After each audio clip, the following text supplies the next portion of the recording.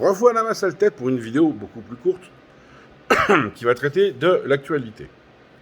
Alors, beaucoup de gens, et moi le premier, espérions que le 15 décembre on serait libéré et qu'on pourrait aller voyager à droite, à gauche. À l'heure actuelle, rien n'est décidé, que ce soit pour la France ou pour l'étranger. Déjà, il faut savoir que beaucoup de pays européens ont fermé leurs frontières aux citoyens français, enfin aux autres citoyens européens, pour des raisons touristiques. C'est le cas de l'Espagne, c'est le cas de l'Autriche, de la Suisse, de l'Allemagne, de la Belgique, de la Hollande, enfin quasiment tous les pays européens. Voilà. Je suis bien placé pour le savoir, je devais aller passer les fêtes à Séville et j'ai dû annuler parce que je ne peux pas rentrer sur le territoire espagnol puisque c'est pour des loisirs. Voilà. Donc c'est pas la peine de... on peut pas. Les frontières sont fermées et si vous êtes contrôlé, c'est extrêmement cher la amende, donc je vous le déconseille très très largement. Qu'en est-il pour les pays étrangers? Alors là, bonne question. On saura ça, je pense, ce soir, puisque le Premier ministre parle ce soir.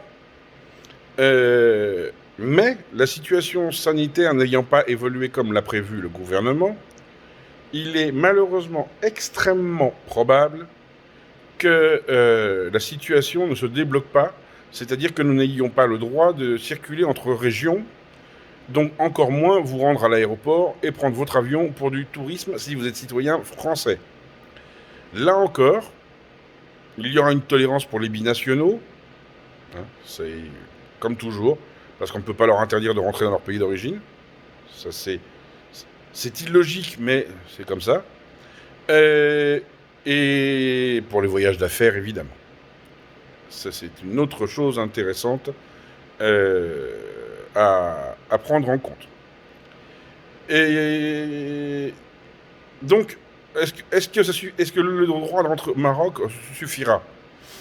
J'en sais rien. Normalement, vous n'aurez pas le droit de sortir de chez vous, donc il y a peu de chance, sauf si vous êtes étranger.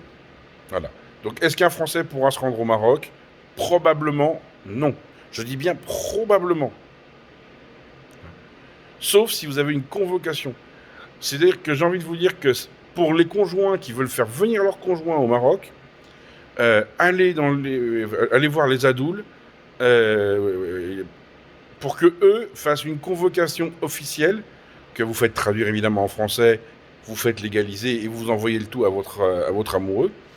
À partir du moment où c'est une convocation administrative ou judiciaire, même à l'étranger, vous avez le droit de partir. Sur un temps limité. Donc, faut pas... Voilà. Donc, je vous invite, dans ce cas-là, surtout principalement pour le Maroc, parce que les autres pays sont fermés. Donc, voilà, l'Algérie, la question ne se pose pas. La Tunisie, la question ne se pose pas, etc., etc. Donc, je vous invite vivement à demander à droite, à gauche, à demander à vos adultes des convocations officielles. Voilà. Si vous avez une convocation officielle, vous pourrez partir de France. C'est l'information que j'ai ce matin. Le Conseil de défense commence dans quelques heures. J'aurai plus d'informations après le Conseil de défense et avant que le Premier ministre parle. Oh, j'en ai de la chance. Mais il y a de grandes chances que ce soit ça.